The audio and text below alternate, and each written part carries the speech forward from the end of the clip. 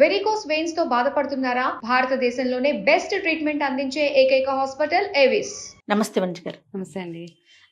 శివునికి ప్రీతికరమైన నైవేద్యాలు ఏమన్నా ఉన్నాయా? ఎలాంటి నైవేద్యం పెట్టాలి?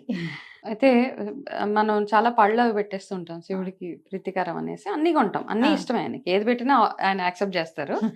అయితే శివుడికి ప్రత్యేకించి మనసులో ఏదైనా ఒక కోరిక అనుకొని ఏదైనా ఒక నైవేద్యం పెట్టాలంటే రేగిపళ్ళు చాలా అనమాట. మనం ఏ కోరిక కోరినా ఆ కోరిక తీర్చేస్తారని చెప్తారనమాట. నేను చిన్నప్పటి నుంచి తెలుసుకున్నది, నేర్చుకున్నది అండ్ ప్రతిసారి నేను విన్నది అండ్ ప్రతిసారి నేను చేసేది. నాకే అది ఒకటి నైవేద్యంగా పెట్టడం. రెండోది, మనసులో ఏదైనా ఒక తీరని ఏదైనా ఒక ప్రాబ్లం ఉన్నా, ఒక కోరిక ఏదైనా ఉన్నా, రాత్రి 12 గంటలకి చేసే అభిషేకం ఏదైతే ఉంటుందో అది అభిషేకం చేస్తే మనకు ఉమ్మెత్తు పువ్వు దొరుకుతుంది కదా, అంటే కాయ ముళ్ళుగా ఉంటుంది కదా, అది భగవంతుడి దగ్గర పెట్టి మనసులో ఉన్న కోరికని కోరితే వెంటనే తీర్చేస్తారని మా చిన్నప్పటి నుంచి అలా కథలుగా వింటూ వస్తాం. అండ్ నిజంగా అది చేస్తూ ఉంటాం కాబట్టి ఇందాక నేను అన్నట్టుగా ఒక వీడియోలో శివరాత్రి రోజు చేసే ప్రతి పూజ అంటే స్పిరిచువల్ ఎనర్జీస్ చాలా హైగా ఉంటాయి అన్నమాట. కాస్మిక్ ఎనర్జీస్ అంటాం, స్పిరిచువల్ ఎనర్జీస్ అంటాం. మెడిటేషన్ చేసినా ఏం చేసినా మనకి 100 రెట్లు ఫలితాన్ని ఇస్తుంది అనమాట. తర్వాత ఏలినాటి శని ఉంటుంది కొంతమందికి ఆరోగ్య సమస్యలు ఉంటాయి. ఇలాంటి వారు ఏమైనా ప్రత్యేకించి నైవేద్యాలు పెట్టడం, ప్రత్యేకమైన పూజా విధానం ఫాలో అవుతూ చేయాలా? ఇదైతే ఖచ్చితంగా ఒకటి ఏంటంటే ఒక స్పెషల్ రెమెడీ. ఏలనాటి శని ఉన్నా, బాగా నెగిటివ్ ఎనర్జీస్ ఉండి అండ్ మనకు ఉంటది కదా ఇంట్లో బాగా నెగటివిటీ ఉంది అనుకున్నా, మనలోనే మనకు ఒక ఫీలింగ్, మనం ఏం చేసినా మనం వర్క్ స్టక్ అయిపోతుంది, ఇట్లా బ్లాకేజెస్ ఉన్నాయి, ఇట్లాంటి వాళ్ళు మాత్రం అండ్ ఏలినాటి శని ఎక్కువగా ఉంది. ఇప్పుడు చాలా కొన్ని రాసుల వాళ్ళకి ఉంది, మీన రాశి వాళ్ళకి అని ఇట్లా ఉంది కదా, వాళ్ళకి స్పెషల్ గా రెమెడీ ఏంటంటే, మీరు ఎట్లా ఇంట్లో ఎన్ని శివలింగాలు ఎంత పూజ చేసినా నల్ల నువ్వులతోటి ఒక చక్కటి శివలింగాన్ని తయారు చేసుకోవచ్చు. అది నల్ల నువ్వులతో ఎట్లా చేసుకోవాలి అంటే, అది ఒక పర్ఫెక్ట్ షేప్ రావాలి అట్లా ఏం ఆలోచించకండి.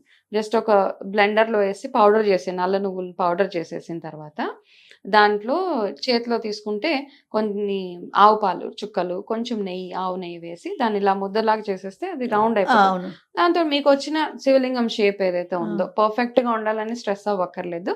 అది విరక్కుండా చూసుకోవాలంతే. ఏ షేప్ లో అన్నా చేయండి, ఓకే, ఇట్స్ ఓకే. ఆ షేప్ లో చేసి ఒక చిన్న తమలపాకు మీద పెట్టి ఆ లింగానికి చిన్నగా అభిషేకం చేసుకోండి. చిన్నగా అంటే ఎక్కువ నీళ్ళు కూడా అక్కర్లేదు, జస్ట్ ఫ్యూ డ్రాప్స్ నీళ్లు, కొన్ని డ్రాప్స్ గంగాజలం, కొన్ని ఒక 2-3 పాల చుక్కలు వేసి దానికి అలంకారం విభూది అవి పెట్టి మీరు నిత్యం చేసే పూజ ఏదైతే ఉంటుందో ఆ పూజలో స్పెషల్ గా పెట్టవలసింది ఎవరికైతే ఏళ్ళనాటి శని, అర్ధాష్టమ శని ఇట్లాంటివి ఉన్న వాళ్ళకి మాత్రం ఇది ఒక బెస్ట్ రెమెడీ అనమాట. దీంతో పాటు మీరు ఏం చేస్తారంటే, నెక్స్ట్ రెమెడీ బిల్వపత్రి ఉంటది కదా. సో జాబ్స్ రావట్లేదు అని చాలా మంది చెప్తా ఉంటారు, మాకు జాబ్స్ లో అడ్డంకులు ఉన్నాయి. సో ఏ ప్రాబ్లం ఉన్నా, ఎటువంటి అడ్డంకులు ఉన్నా బిల్వపత్రిని తేనెలో ముంచి 108 సార్లు శివనామ స్మరణ చేసుకుంటూ ఆ నల్ల శివలింగానికి, మన నల్ల నువ్వులతో చేసిన శివలింగానికి అర్చన చేస్తే 108 ఆకులు వెతికి తెచ్చుకోవాలి. యాక్చువల్ గా బయట అమ్ముతూ ఉంటారు, కాస్ట్ ఇవన్నీ కాదు, కానీ మీ చేతులతో మీరు కోసిన బిల్వపత్రి అయితే ఇంకా మరీ మంచిది. అవకాశం ఉంటే చక్కటి తేనెలో ముంచి ఒక్కొక్కటి 108. తర్వాత రోజు ఏం చేస్తారంటే, ఇప్పుడు నెక్స్ట్ క్వశ్చన్ ఏంటంటే, ఈ శివలింగాన్ని ఈ బిల్వాల్ని ఏం చేయాలి అనేసి. కాబట్టి ఏదైనా పారే నీళ్ళల్లో వాటిని తీసుకెళ్లి వేసేయాలి. పారే నీళ్లు ఆప్షన్ లేదు అన్నప్పుడు మీ ఇంట్లోనే ఒక బకెట్ లో వాటర్ లో వేసేసి ఏదైనా ఒక చెట్టు మొదట్లో వేసేస్తే సరిపోతుంది. కొంతమంది ఆరోగ్య సమస్యలతో ఇబ్బంది పడుతూ ఉంటారండి. అవునండి, అలాంటి వారికి ఏదన్నా ఆరోగ్య సమస్యలతో ఇబ్బంది పడుతున్న వాళ్ళు సేమ్ ఇప్పుడు చెప్పిన నల్ల నువ్వులతో, ఎందుకంటే ఆరోగ్య సమస్యలు ఎప్పుడు వస్తాయి, మనకి గ్రహాలు బాగోలేనప్పుడే ఎక్కువగా ఆరోగ్య సమస్యలు వస్తాయి. కాబట్టి వాళ్ళందరూ ఈ రెమెడీని చక్కగా ఫాలో అవ్వచ్చు. తర్వాత కొంతమందికి పెళ్లిళ్ళు కాక ఇబ్బందులు పడుతూ ఉంటారు, సంతానలేమి సమస్యతో ఉంటారు. అంటే ఒక్కొక్క దానికి ఒక్కొక్క రెమెడీని చెప్తున్నారు కాబట్టి పెళ్లి కాని వారు ఎలాంటి దాన్ని ఫాలో అవ్వాలి? ఓకే, పెళ్లి కాని వాళ్ళు ఖచ్చితంగా ఎక్కడైనా శివపార్వతి కళ్యాణం అవుతుంటే అక్కడికి వెళ్ళొచ్చు. అక్కడ వెళ్ళి కళ్యాణం అయ్యే వరకు అక్కడ ఉండి అక్కడ ఉన్న అక్షంతలు ఏవైతే ఇస్తారో ఆ అక్షంతలు తెచ్చుకొని ప్రతిరోజు అక్షంతలు మీరు మీ పిల్లలకి వేయడమో లేకపోతే స్వయంగా మీరే ఎవరికైతే మ్యారేజ్ అవ్వలేదో వాళ్ళే వేసుకుంటే ఇది మాత్రం 100% ష్యూర్. షార్ట్గా ఎవరికైతే అవ్వట్లేదో వాళ్ళకి 3-4 monthsలో కళ్యాణం చేయించుకోవచ్చు కూడా. ఒకవేళ మీకు అవకాశం ఉంటే మీరే ఎక్కడైనా స్పాన్సర్ చేయొచ్చు, మీ ఇంట్లోనే చేసుకోవచ్చు పార్వతి కళ్యాణం, అట్లా చేసుకోవచ్చు. అలాగే శివరాత్రి రోజు చాలా మంది కైలాస గౌరి నోము చేసుకుంటా ఉంటారు అనమాట. సో కైలాస గౌరి నోము గురించి మాట్లాడుకుంటే, మా మదర్ ఇప్పుడు లేరు, బట్ ఆవిడకి పిల్లలకి అన్ని నోములు చేయించేయాలని అనమాట. ఆడవాళ్ళకి ఎన్ని వ్రతాలు ఎన్ని నోములు ఉన్నాయో అవన్నీ చేయించేసారు మాతోటి, ఇంక్లూడింగ్ చిత్రగుప్తుడు నోము కూడా. ఊరు తీసుకెళ్ళి అక్కడ మా ఊర్లో చాలా ఎక్కువ అనమాట చిత్రగుప్తుడు నోముకి చాలా ప్రొసీజర్ ఉంటుందండి. అవి చేస్తే ఏమంటారంటే మనము అది ఒక ఇదనమాట, మనం ఇంకా ఏ నోములు వ్రతాలన్నా చేసేసుకోవచ్చు, మనకు ఆనవాయి అన్ని లెక్కలేదు. అది మనం చేసే చిన్న చిన్న తప్పులు ఏవైతే ఉంటాయో అవన్నీ క్లియర్ అయిపోతాయని ఆ నోము కూడా చేపించేసారు మా అమ్మగారు మాతో. ఫస్ట్ టైం వింటున్నానండి ఈ నోము. మమ్మల్ని ఊరు తీసుకెళ్లి మమ్మల్ని లీవులు పెట్టించి ఆఫీసులో ఊరు తీసుకెళ్లి దానికి చాలా పెద్ద లెక్క ఉంటది. అల్లని బుట్ట, బంగారం, ఇలా బంగారం పెన్ను, చిన్నదన్నమాట. పెన్ అంటే పెన్ చిన్న సూది లాంటిది. సో ఇట్లా అయితే దాని తర్వాత మాకు కైలాస గౌరి నోము చేయించింది మా అమ్మ. అదేలా చేస్తారండి? ఆ నోముకి ఏంటంటేనండి, ఆ నోము అయ్యే వరకు వ్రతం అవన్నీ ఉంటాయి. ఆడవాళ్ళు ఎవరైతే ముత్తైదులు ఎవరైతే ఉన్నారో వాళ్ళు చేసుకోవచ్చు అనమాట. వాళ్ళకి ఐదోతనం బాగుండాలి, వాళ్ళ ఇల్లు మంచి సుఖ సంతోషాలతో ఉండాలి, ఇవన్నీ ఉంటాయి కదా మనకు వాళ్ళు చేసుకుంటే ఏంటంటే, నాకేమైందంటే ఆ రోజు జస్ట్ అంటే ఇది ఒక మిరాకిల్ అనుకోవచ్చు. దానికి మొత్తం ఉపవాసం ఉండి పూజ అయ్యే వరకు ఉపవాసం ఉండి మౌనవ్రతం, మాట్లాడకూడదు ఎవరితోటి. ఆ పూజ కంప్లీట్ అయ్యేదాకా మాట్లాడరు అనమాట. అయితే ఆ పూజలో ఏంటంటే ప్రత్యేకత, పసుపు కుంకాలు ఇస్తారు ఆడవాళ్ళకి. ఎట్లా ఇస్తారంటే మన దోశలకి ఎంత పసుపు కుంకుమ వస్తే అంత పసుపు కుంకుమ వచ్చిన వాళ్ళకి ఇవ్వాలా.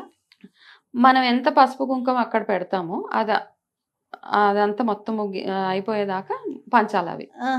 మా మదర్ ఏం చేశారంటే రాజమండ్రి వెళ్ళి అక్కడ ఫ్రెష్ గా కుంకుమ అవన్నీ ఆర్గానిక్ కుంకుమ పసుపు పెద్ద పెద్ద టబ్బుల్లో తెచ్చేసారు ఆవిడ.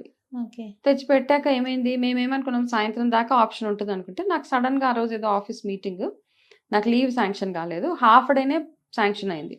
నేను 1 గంటకు ఆఫీస్లో ఉండాలి. పూజ పొద్దున్నే మొదలు పెట్టాము. సో పూజ అవుతుంది, నాకు ఆఫీస్ టెన్షన్. సో ఈ పసుపు కుంకుమ మొత్తం అవ్వాలి అక్కడ, అయితేనే కదలాలి. అంటే మా ప్రొసీజర్ చెప్తున్నాను. దీనికి ఏదైనా ప్రొసీజర్ ఉంటే ఎవరైనా ఒక జస్ట్ చెప్పొచ్చు స్పెషల్ గా. బట్ అక్కడి నుంచి కదలాలి, తినకూడదు, మంచినీళ్ళు తాగకూడదు, మాట్లాడకూడదు. ఇంకా కూర్చుంటే పూజారి గారు ఉన్నారు, అమ్మ మీరు ఇవ్వండి 11 అక్కడ ఉన్నారు, ఒక 20 మంది ఉన్నారు మా ఇంట్లో వాళ్ళంతా. వాళ్ళకి ఇస్తూ ఉంటే నేను ఇంకా అప్పుడు భగవంతుడికి మనస్ఫూర్తిగా, అది చాలా ఇంపార్టెంట్ మీటింగ్. ఆ మీటింగ్ వెళ్ళకపోతే నా పని నేనే కండక్ట్ చేయాల్సిన మీటింగ్, డిస్ట్రిబ్యూటర్ మీట్ అనమాట. ఆల్రెడీ ఫిక్స్ అయిపోయింది, ఇక్కడ ఇది ఫిక్స్ అయిపోయింది. వెళ్ళాక మీరు నమ్మారండి జయ గారు, ఎంత అప్పుడు మనస్ఫూర్తిగా దండం పెట్టుకున్నా, ఇంత ఇవన్నీ ఇక్కడ ఉన్నాయి, ఎప్పుడు పంచుతాను, ఎప్పుడు అవుతుంది అంటే. ఆ రోజు ఏమైంది, టెంపుల్లో ఏదో ఒకళ్ళు వెళ్ళి ఇక్కడ నుంచి పసుపు కుంకుమ తీసుకెళ్లి గుళ్ళో ఉంటే, గుళ్ళో చెప్పారనమాట. ఆ గుళ్ళో అక్కడ కూర్చొని లలిత సహస్రనామాలు చేస్తున్నారు. వాళ్ళు అడిగారు ఏంటి ఈ పసుపు కుంకుమ అంటే, అక్కడ వాళ్ళ ఇంట్లో అవుతుంది అంటే, మనం పిలవకపోయినా 115 మంది వచ్చారండి ఇంటికి. మా ఇంటి బయట ఇట్లా చెప్పులు ఇలా వాళ్ళందరివి, అందరు ముత్తైదులే. 115 మంది వచ్చి అక్కడ మొత్తం అయిపోయింది మాట. నాకు ఎంత సంతోషం అంటే, యాక్చువల్ గా ఇది ఒక నిజంగా పర్సనల్ ఎక్స్పీరియన్స్.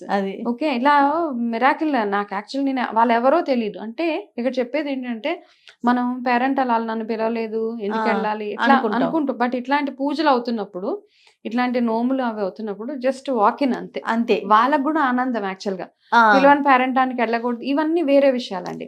మామూలుగా ఏంటంటే ఇలా పూజలు అవుతున్న స్పెషల్ పూజలు ఎవరైనా ముత్తైదులు చేసుకుంటూ ఉన్నప్పుడు మనం వెళ్తే వాళ్ళకి ఎక్కడ లేని ఆనందం ఉంటది. ఏంటంటే మనం కూడా పసుబొట్టు తీసుకోవాలి. నాకు ఆ రోజు కలిగిన ఆనందం అంతా ఇంత కాదు, ఒక్క హాఫ్ అన్ అవర్ లో కంప్లీట్ అయిపోయిందండి మొత్తం అంతా అయిపోయాక. ఎంత ఆనందంగా. సో అట్లా, సో మీ పర్సనల్ ఎక్స్పీరియన్స్ అది. సో మనస్ఫూర్తిగా మనం ఏదైనా అనుకుంటే డెఫినెట్ గా అది అంటే ఏదో అంటారు చూడండి, ఎవరికి హాని కలగకుండా, ఎవరికి ఇబ్బంది లేని కోరుకుంటే నేచర్ కోఆపరేట్ చేస్తుంది, ఆయన సపోర్ట్ బ్లెస్సింగ్ కదా. నేను చేసిన పూజ ఫలించింది అనడానికి అదొక ఇండికేషన్ అన్నమాట. ఇలాంటి పూజలు కూడా శివరాత్రి రోజు చేసుకోవచ్చు. కైలాస గౌరి నోములు, వ్రతాలు ఎవరికైతే ఆనవా ఉందో అవన్నీ చేసుకోవచ్చు. సో శుభ్రంగా అంటే మనస్ఫూర్తిగా భగవంతుడితో ఇష్టం మీద చేసుకుంటే సరే, మన శక్తి మేరకు అంతే. మన ఎంత శక్తి ఉందో అంతేనండి. ఓవర్ గా కూడా చేశారు వీళ్ళు చేశారు. శక్తి అంటే అన్ని రకాలుగా, ఒకటి ఆర్థికంగా చూసుకోవాలి, ఆరోగ్యపరంగా చూసుకోవాలి, నేను వాళ్ళు ఉంటున్నారు నేను ఉపవాసం ఉండాలి, అవన్నీ ఏం లేదు. మీకు ఎంత శక్తి అనుసారం అంతే, ఎంత చేయగలుగుతారో అంత మాత్రమే చేయాలి. రైట్ అండి, చాలా సంతోషం. నమస్తే అండి.